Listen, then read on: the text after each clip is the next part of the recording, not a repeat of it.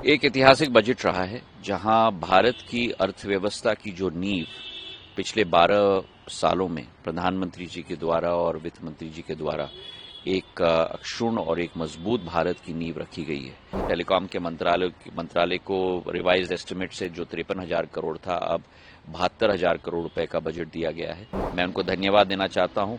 4,000 ई buses लगी हुई हैं, 5 बुद्धिस्ट सर्किट की घोषणा की गई है और शहरीकरण पे भी और स्वास्थ्य के क्षेत्र में भी भारत के लिए जो सेमीकंडक्टर्स और एआई और टेलीकॉम तीनों मिलाकर जो आज एक नया कैरिजवे बनेंगे।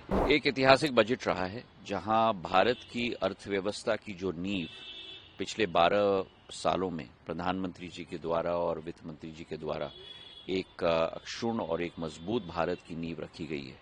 जिस भारत के नींव में पिछले एक वर्ष में 7.5% जीडीपी की ग्रोथ रेट रही है।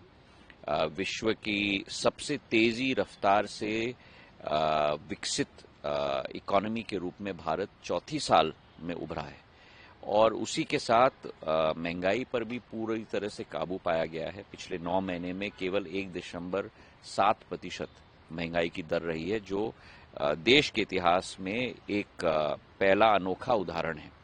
वहीं फिस्कल डेफिसिट मतलब अपने एक्सपेंसेस पे कंट्रोल भी संपूर्ण रूप से रखी गई है। 4.5% फिस्कल डेफिसिट का टारगेट था। पिछले वर्ष हम लोग 4.4% पे इस वर्ष पे हम लोग समाप्त करेंगे और अगला वर्ष 4.3% पर।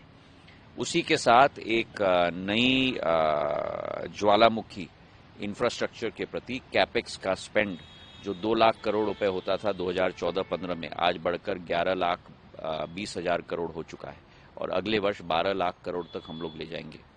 और उसी के साथ साथ हमारे कृषि का क्षेत्र, सर्विसेज का सेक्टर, मैन्युफैक्चरिंग का सेक्टर, तीनों सेक्टर सारे इंजन हमारे फायर कर रहे हैं।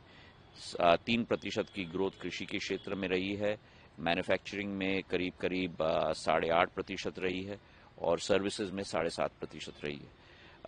इसी के साथ नई भविष्य का निर्माण वित्त मंत्री जी और प्रधानमंत्री जी के द्वारा किया गया है, जहां ऑरेंज इकोनॉमी, नया sector, IT, audio visual, gaming, ये सब क्षेत्रों में, आर्टिफिशियल इंटेलिजेंस, सेमीकंडक्टर्स के लिए, और उसी के साथ साथ हमारा पर्यटन का क्षेत्र हो, हमारा अर्बनाइजेशन, शहरीकरण का क्षेत्र हो, एक नया भारत का निर्माण भी इस बजट के साथ किया जा रहा है।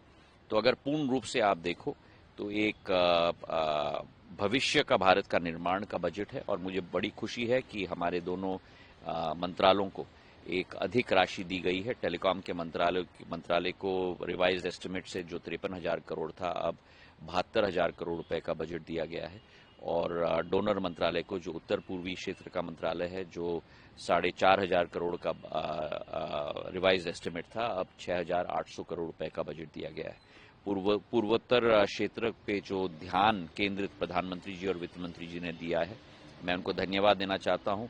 4,000 ई बसेज लगी हुई हैं, 5 बुद्धिस्ट सर्किट की घोषणा की गई है और शहरीकरण पे भी और स्वास्थ्य के क्षेत्र में भी और हमारी इंटरनल लॉजिस्टिक्स में भी बहुत ध्यान दिया गया है, पूर्वोत्तर को और पूर्वोदय दोनों को मिलाकर। आपने अपने विभागों की जो बात की, मंत्रालयों की, उसमें सेमीकंडक्टर की बात हो या फिर नॉर्थ ईस्ट के लिए बौद्ध सर्किट की बात हो, सेमीकंडक्टर की तरफ से जो सरकार रिफॉर्म एक्सप्रेस कहती रही, एआई की बात हो या सेमीकंडक्टर को कितना बूस्ट मिलेगा आने वाले समय? देखिए, भारत के लिए जो सेमीकंडक्टर्स और एआई और टेलीकॉम तीनों मिलाकर जो आज एक नया कैरिजवे बनेंगे, जहां भारत के 140 करोड़ लोगों को एक नया अवसर प्रदान करेंगे, केवल देश की प्रगति में योगदान देने के लिए नहीं, लेकिन विश्व के प्रगति में।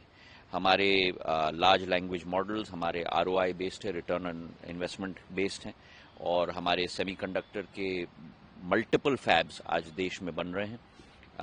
उस अधोसंरचना के साथ जो हमारे डेटा चिप्स भी होंगे, उसकी कैपेसिटी के आधार पर डेटा सेंटर्स के लिए भी बहुत सारा प्रोत्साहन दिया गया है और एक नई फूर्ति एआई के सेक्टर में भी इसके द्वारा आएगी। नॉर्थ ईस्ट में बौद्ध सर्किट की बात है, बुद्ध सर्किट की बात है, उससे कितना टूरिज्म को बढ़ावा मिलेगा? बहुत टूरिज्म को बढ़ावा मिलेगा, क्योंकि आप ये मत भूलिए कि जो देश हमारे साथ लगे हुए हैं उत्तर पूर्वी क्षेत्र से, उनमें एक बुद्धिज्म के प्रति बहुत आस्था है और एक नया पर्यटन भी, मेडिकल टूरिज्म भी इससे स्थापित होगा। हमारी कोशिश भी रही है कि अगरतला और गुवाहाटी को इंटरनेशनल एयरपोर्ट्स हम बनाएं, तो इसके प्रति हम लोग पूर्ण रूप से संकल्पित हैं।